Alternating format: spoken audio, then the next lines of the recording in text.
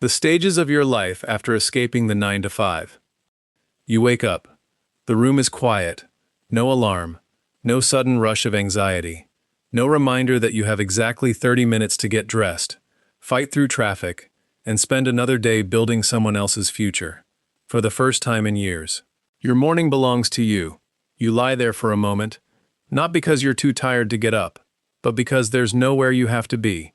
No boss waiting. No attendance to clock. No meetings filling your calendar before you've even had your first cup of coffee. Just peace. The kind of peace you've dreamed about for years. This is the life you promised yourself you would one day have. The life that kept you going through exhausting Mondays, late-night shifts, impossible deadlines, and mornings when you questioned whether this could really be your life forever. Finally, you've escaped the 9 to 5. Maybe you built a YouTube channel that started as a hobby, only for it to grow into something that paid your bills. Maybe you became a freelancer, turning a skill you once offered after work into a full-time career. Maybe you started a business, created digital products, built an online store, or invested patiently until your money began working alongside you. The path doesn't matter, because no two journeys look the same. But they all have one thing in common. They reached a point where they no longer had to trade every hour of their day for a paycheck. But here's what nobody tells you. Walking away from your job isn't the finish line. It's the starting line. Because the moment you stop living by someone else's schedule, you discover that freedom comes with its own challenges. Some will make you question whether you made the right decision. Others will transform you into someone you never thought you could become. The journey doesn't unfold all at once. It happens in stages, 5 of them. And if you've ever dreamed of escaping the 9 to 5, or you're already on that journey, knowing these 5 stages might completely change the way you see freedom. So, let's begin with the first stage. The escape it finally happens. After years of saying, one day, that day arrives. You hand in your resignation. Or maybe you sell the business that kept you trapped. Maybe your investments begin paying you enough to walk away. Or perhaps the side hustle you built after countless late nights finally becomes your full-time income. However it happens, the result is the same. You're free. For the first time in years. Your time no longer belongs to someone else. That final walk out of the office feels different. The walls you've looked at every day suddenly seem unfamiliar. The desk that once felt permanent is now just another piece of furniture. Your coworkers wish you well. Some genuinely smile for you. Others quietly wonder if you're making the biggest mistake of your life. As the elevator doors close, you don't feel fear. Not yet. You feel lighter. The drive home feels different too. For the first time, you're not thinking about tomorrow's meetings. You're not replaying conversations with your boss. You're not stressing over deadlines waiting in your inbox. Instead, you catch yourself smiling. A real smile. The kind that hasn't appeared in a long time. The next morning, your alarm doesn't ring. Not because you forgot to set it. Because you don't need it anymore. You wake up naturally. Sunlight fills the room. You make breakfast without watching the clock.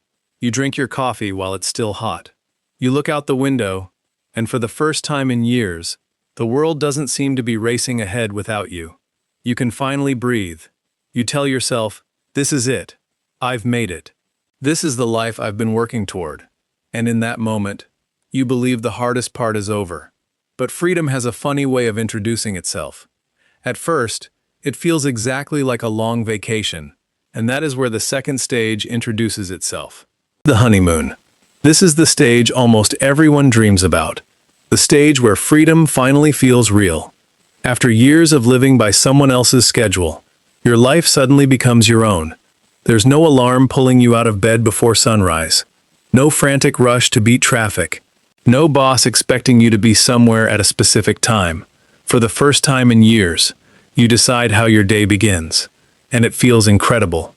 The first few weeks feel unreal. For years, your life was dictated by alarms, calendars, deadlines, and weekends that always seemed too short. Now, every day feels like a Saturday. You wake up whenever your body is ready, not because a phone is screaming at you, but because you've had enough sleep.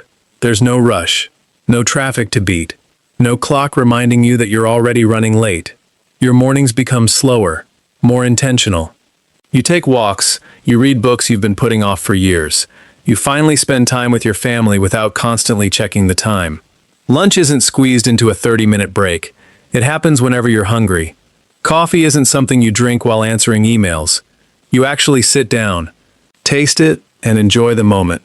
For the first time in a long time, life feels like it's moving at your pace, not someone else's. Friends begin asking what it's like. Some admire what you've done, others can't quite understand it. A few secretly wish they had the courage to do the same. You travel more. You discover hobbies you never had time for. You remember what it feels like to wake up excited instead of exhausted. Every day feels like proof that taking the leap was worth it. You start thinking, why didn't I do this sooner? And honestly, it's a fair question. Because after years of trading your time for a paycheck, freedom feels intoxicating. It feels endless, like you've finally reached the destination. But there's something about vacations, no matter how beautiful they are, eventually, they end. And that's when a question quietly begins to appear. If every day is now yours, what are you actually going to do with them? At first, you ignore the question, but it doesn't go away. It waits patiently, until one ordinary morning, when the excitement starts to fade, and reality quietly knocks on your door. The third stage is the reality check. And this is where the journey begins to separate dreamers from doers. Almost everyone who escapes the 9-to-5 experiences this stage. Some just don't expect it to arrive so soon, because after weeks, or even months, of enjoying complete freedom, reality quietly returns, not in the form of a boss or an alarm clock, but in the form of questions, difficult questions, the kind that only freedom can force you to answer. Questions like, what am I building? Where is my life actually going? Was leaving my job really the right decision? This is the stage where the excitement starts to fade, and the real journey begins. Then, it happens. The feeling you never thought would disappear, does. The excitement that once made every morning feel like a new adventure, begins to fade. The fourth stage is the transformation. This is the stage that very few people ever talk about, because it's not marked by a single moment. There's no celebration, no promotion, no trophy waiting at the finish line. Instead, it's the quiet process of becoming someone your old self would barely recognize. This is the stage that separates those who return to the safety of the 9-to-5 from those who build a life they never have to escape from, because by now, you've learned something most people never do. Freedom isn't the absence of responsibility. Freedom is responsibility. And once that truth finally sinks in, everything begins to change. Not all at once, but one decision, one habit, one day at a time. You stop asking, how do I stay busy? And you start asking, how do I build something that lasts? That's the moment everything changes. You begin to understand that freedom isn't the reward, it's the responsibility. No one is coming to tell you when to wake up. No one is going to remind you about deadlines. No one is going to praise you for showing up. And strangely, you no longer need them to. The discipline that once came from a boss now comes from you. You wake up early, not because you have to, because you've discovered that your future is built in the hours no one is watching. You stop chasing motivation, because motivation is unpredictable. Some mornings it's there. Most mornings, it isn't. So you build routines instead. You create systems. You plan your days. You protect your time. And little by little, your life begins to take shape. Then something else changes. Your relationship with money. Back when you worked a 9-to-5, money arrived because you traded your time for it. Now, you begin looking at money differently. Instead of asking, how much can I earn this month? You start asking, how can I build something that keeps creating value long after today? You begin thinking in assets, not just income, in ownership, not just employment, in years, not just paydays. And with every lesson, your confidence grows. Not because life has become easier, but because you've become stronger. The problems that once kept you awake at night are now challenges you know you can solve. You trust yourself more. You panic less. You make decisions with patience instead of fear. Then one morning, you notice something you hadn't realized before. You no longer miss your old life. Not the alarm, not the traffic, not the endless countdown to Friday, because somewhere along the journey, you stopped thinking like an employee and started thinking like the architect of your own future. That's when you realize, escaping the 9 to 5 was never the greatest achievement. Becoming the person who could thrive without it was. And once that transformation is complete, there's only one stage left. The stage you thought you were chasing from the very beginning. The fifth and final stage is true freedom. Ironically, this isn't the stage where you stop working. It's the stage where work finally stops controlling your life. This is what you were really searching for all along. Not endless vacations, not sleeping until noon, not escaping responsibility, but the freedom to decide how you spend your time, who you spend it with, and what kind of life you wake up to every single day. By the time you reach this stage, something remarkable has happened. You've stopped measuring success by the size of your paycheck, or the title on your business card, or the approval of people who never understood your dream in the first place. Instead, you measure success differently.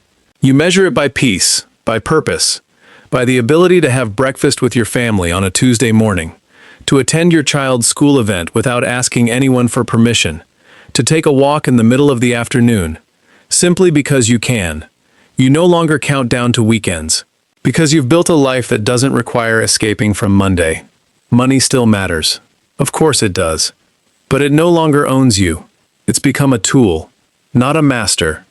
Your calendar reflects your priorities, not someone else's. Your decisions are guided by purpose, not pressure. And perhaps the greatest reward of all isn't the freedom you've gained. It's the person you've become. The disciplined person, the patient person, the resilient person, the version of yourself that could only be shaped by every setback, every doubt, every difficult stage that came before this one. Then one quiet morning, you pause. You look back at the life you used to live. The alarm clocks, the traffic, the endless meetings, the constant feeling that someone else owned your time.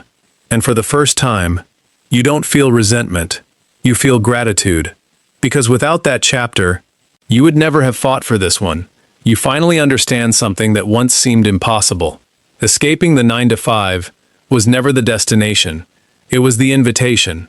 An invitation to build a life that reflects your values, to take ownership of your future, and to become someone capable of creating freedom, instead of merely dreaming about it. Because in the end, real freedom isn't found the day you quit your job. It's found the day your life is no longer defined by fear, but by choice. And that changes everything. Escaping the 9 to 5 isn't the end of the journey. It's the beginning of a new one that will test your discipline, challenge your mindset, and ultimately transform the person you become. Because true freedom isn't about having nothing to do. It's about having the freedom to choose what your life becomes. The question is, which stage are you in right now?